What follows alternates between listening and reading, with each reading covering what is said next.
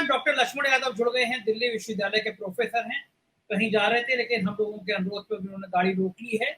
और नौजवान प्रोफेसर हैं, बहुत मुखर हैं और सबसे अच्छी बात है संवाद की जबरदस्त क्षमता है। देश के अलग अलग राज्यों में मेरे पास तमाम लोग ऐसे हैं जो इनके वीडियो मुझे भेजते रहते हैं। तो वाणी में शायद सरस्वती जी की बहुत कृपा है, ये जो बोलते हैं कवि के दोहे से लेकर समाज का जो चित्रण करते हैं वो अद्भुत होता है। डॉक्टर लक्ष्मण जी, युवाओं का हम सब में से सबसे ज्यादा संवाद आपसे होता है। हम लोग तो कभी कभी संवाद करते हैं, फील्ड में जाते हैं, लेकिन आप दिन भर जब आपकी सुबह से लेकर रात होती है तो आप यूथ के संग रहते हैं। आप पढ़ाते हैं उनको, आप उनको कबीर समझाते हैं, आप उनको भक्ति काल समझाते हैं और उनको उनके साथ टच में रहते हैं। तो आपको पता है कि युवा का मनोविज्ञान क्या होता है। ये जो आज युवा हैं, जो आज पत्थर उठा रहे हैं, जो आग लगा रहे हैं, अपनी नौकरी के हक के लगा रहे हैं, हो सकता है इसमें से जल्दी से सरकार ने कहा दिया भर्ती शुरू करने जा रहे हैं, हो सकता है इसमें से कुछ लोग भर्ती में चले भी जाएं, फौज में भी चले जाएं। लेकिन जिनके अंदर इतना गुस्सा भर गया है, जैसे सतीश जी ने कहा, बचपन की एक तस्वीर वो आज तक नहीं भूल पाए। 4 साल बाद ये लौट के आएंगे और ये मन में भाव होगा कि हमको रिजेक्ट कर दिया गया। ट्रेंड नौजवानों की हजारों की भीड़ हमारे बीच में होगी। जैसे मैंने आपके आने से पहले कहा था, आज मैं चैनल की डिबेट सुन रहा था, सारे डिफेंस के एक्सपर्ट कह रहे थे ये खतरनाक प्रयोग है, अभी कहीं गए नहीं है तो संभल नहीं रहे हैं नौजवान, जब ट्रेंड होके आएंगे और बेरोजगार आएंगे तो खतरनाक होगा। क्यों कर रही है सरकार लक्ष्मण जी, क्या है आपके हिसाब से? और दूसरी बात, एक बड़ी खराब बात आज सुबह से मुझे कम से कम 100 लोग भेज चुके हैं मैसेज। वो कह रहे हैं कि ये संघ चाहता है। एक तो मानसिकता ये है कि हर चीज में लोग संघ को ले भी आते हैं, मानते हैं जो कर रहा है वो संघ ही कर रहा है, संघ ही दोषी है। लेकिन लोग एक विचारधारा की बात कर रहे हैं कि ये जो ट्रेंड लोग आएंगे इनको हिंदुत्व की पाठशाला का पाठ पढ़ाया जाएगा, तब लाठी डंडे की जगह आपको ट्रेंड लोग मिल जाएंगे जो गांव गांव में देहात में होंगे, किसी भी तरह अपनी विचारधारा से प्रेरित कर लिया जाएगा। ये खतरनाक बात है देश के लिए, और देश के जो हालात हैं, हम सब हिंसा रोकने की अपील कर रहे हैं, लेकिन मनोविज्ञान क्या है इस नौजवान का?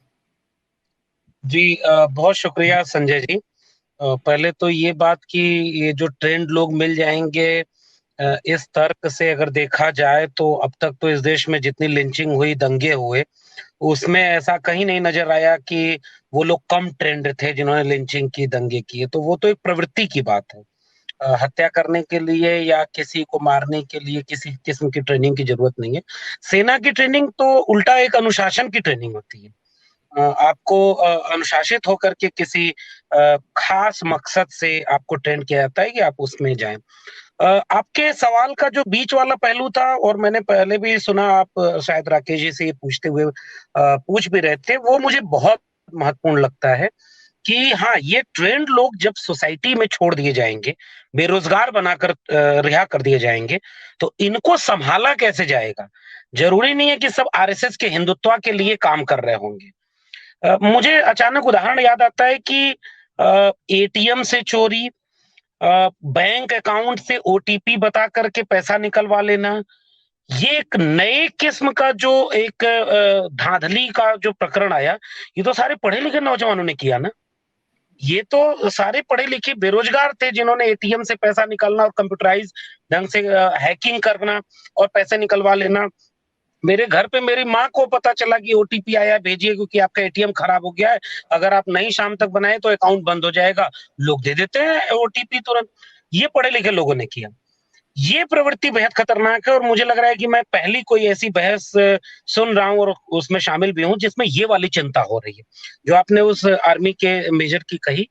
निश्चित रूप से आप ट्रेंड बेरोजगार अगर आप इस तरह से छोड़ेंगे तो वो समाज के लिए बेहद खतरनाक है।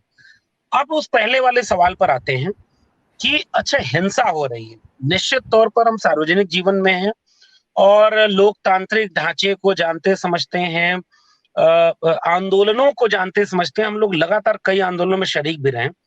हम जानते हैं, हमने बहुत 2014 में एक बार यूपीएससी के खिलाफ, हमने मोदी सरकार के खिलाफ पहला आंदोलन कोई किया तो उसमें भी मैं शामिल था।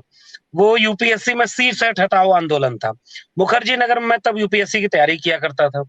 हम लोग बहुत बहुत मन से, और उसमें भी ये कहा गया कि आरएसएस चाहता है कि सिलेबस बदले, ये अंग्रेजी का दबाव हटे और जो हिंदी मीडियम के लोग, क्योंकि उस बार रिजल्ट आया था 900 में से केवल 27 लोग हिंदी मीडियम के सिलेक्ट हुए थे, बाकी सब अंग्रेजी मीडियम के। बहुत अच्छा आंदोलन चल रहा था, सब कुछ बहुत अच्छा चल रहा था, हम लोग बहुत प्रेशर से गवर्नमेंट के सामने अपनी बात रख रहे थे। 2 हफ्ते 3 हफ्ते जाते जाते अचानक फिर होता ये है कि जो सरकार ने वादा किया ठीक उल्टे, उसके उल्टे नोटिफिकेशन जारी हो जाता है। हम लोग मंच संचालन कर रहे थे, हम लोग लीड कर रहे थे, कई लोग थे, उसमें मैं भी था। हमारे रोके कोई रुका नहीं साहब, और उसके बगल में जो नेशनल हाईवे था, 2 गाड़ियां फूंक दी गई शाम तक। ये एक तो हिंसा का मनोविज्ञान ये होता है कि कई बार प्रायोजित भी होती है, लेकिन कई बार वो भरी हुई हिंसा होती है जो गुस्से में निकल जाती है एक पक्ष। लेकिन उसका नुकसान ये होता है कि फिर वही जो विजुअल था गाड़ी के जलते हुए का, उसे टीवी चैनल रोज चलाते हुए ये दिखाने लगे कि बताओ ये लोग आईएएस बनना चाह रहे हैं, बताओ ये लोग जो है देश की सेवा करना चाह रहे हैं। और वो जो गुस्सा था जो नियंत्रित नहीं हो पाया, जो सरकार की वजह से था, क्योंकि सरकार भी चाहती थी कि ये कुछ ऐसा करें जिससे टीवी चैनल की डिबेट हमारी बदल जाए। हम उन्हें ये समझाएं कि पूरा आंदोलन ही खराब है। किसानों को भी उकसाया गया था साहब, 26 जनवरी को जो वो तिरंगा यात्रा कर रहे थे, उसको उनकी बदनाम यात्रा में बदल दिया गया। तो कई बार सरकारें उसके पीछे सायास ये करती भी है। फिर भी हम पब्लिक डोमेन में हमेशा ये कहते हैं कि भाई हिंसा के साथ नहीं है, क्योंकि जो ट्रेन आप फूंक रहे हैं, जो संपत्ति आप नुकसान कर रहे हैं, अल्टीमेटली वो आप ही की जेब से बनी है, और फिर उसका खामियाजा भी आप ही की जेब को भरतना पड़ेगा। कोई सांसद, विधायक, कोई मुख्यमंत्री, कोई प्रधानमंत्री से इसका पैसा नहीं वसूला जाएगा। इसलिए भी हम कहते हैं कि आप हिंसा मत करिए। मैं एक बात जो इस पूरे बहस में कहना चाहता हूं, मतलब ये वाली बात मैंने कह दी, फिर से जोर दे रहा हूं, सरकार इसके लिए दोषी है। जितनी भी हिंसा हो रही है, इसका खामियाजा, इसका दोष अगर किसी एक पर देना हो मुझे, तो मैं सरकार पर दूंगा। और एक और बात मैं कहना चाह रहा हूं संजय जी, आखिरी बात कहने से पहले, हिंसा केवल वही नहीं होती जो सामने दिख रही होती है आगजनी के रूप में, तोड़-फोड़ के रूप में। एक हिंसा वह भी होती है जो लोगों के सपनों को जला रही होती है, भविष्य को तबाह कर रही होती है। वो हिंसा शायद दिखती नहीं है, लेकिन वो इस हिंसा से कई गुना ज्यादा विद्रूप होती है। वो परिवार के परिवार तबाह कर। लक्ष्मण जी, आपको पाशकी का कविता याद हो तो सुना दीजिए। सबसे खतरनाक होता है सपनों का हाँ, वही वो पूरी कविता तो मुझे याद नहीं है। वो पेट की भूख सबसे खतरनाक नहीं होती, और मतलब वो उसमें उसमें मूल भाव यही है कि सबसे खतरनाक होता है हमारे सपनों का मर जाना, घर से निकलना काम पर और वापस लौट कर घर आ जाना।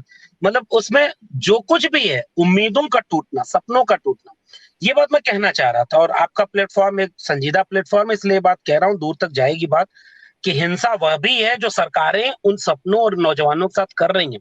मेरे क्लासरूम में संजय जी, चूंकि आपने प्रसंग जोड़ दिया था मेरी कक्षाओं का, हम बड़े शौक से शुरू में जब पढ़ाने आए तो बताते थे कि बीए करने के बाद एमए करना, ये सिलेबस पढ़ना, फिर एमए करने के बाद नेट जेआरएफ करना, पीएचडी करना तो प्रोफेसर की लाइन में जाओगे, अगर वनडे एग्जाम की तैयारी करना है तो इस ट्रैक पर जाना, ये सिलेबस पढ़ना, ये किताब पढ़ना।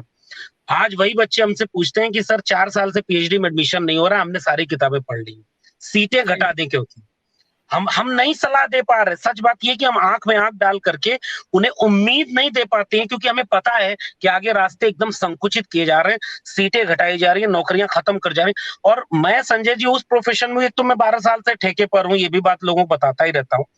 हमारे यहाँ नई शिक्षा नीति में भी यही प्रावधान आ गया है, 5 साल के प्रोबेशन पीरियड पर अब आपका अपॉइंटमेंट होगा, कॉन्ट्रैक्ट पर टीचर रखे जाएंगे।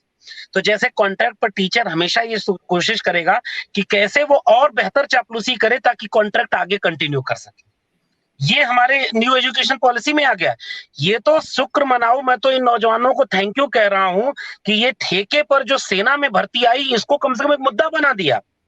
फिर भी मैं कह रहा हूं, ये आग लगाना, मैं इसका सहमत नहीं हूं, आग वाग मत लगाओ, इसे एक जन आंदोलन का रूप दो, ये मेरी आखिरी टिप्पणी है। इसे एक व्यवस्थित आंदोलन का रूप दीजिए। आप इस बात को सोचिए कि ठेके पर केवल आपकी नौकरी नहीं है,